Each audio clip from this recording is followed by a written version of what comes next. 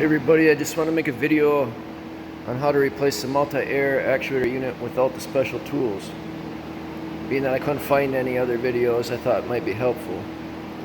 Working on a 2015 Chrysler 200. What I did was install it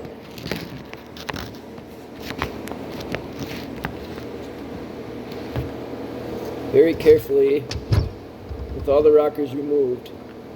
You have to make sure the pins go straight down in contact. Line up the camshaft so no lobes are fully open.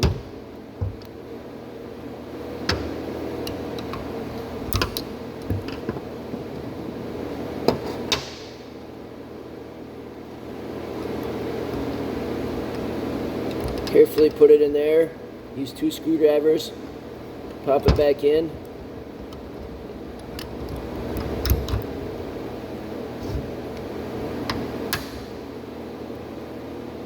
And you're good to go.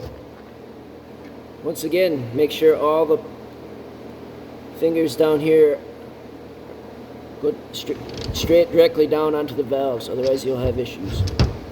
So far the car's been running 2 months with no problems. So I thought that might help somebody out there. Have a good day.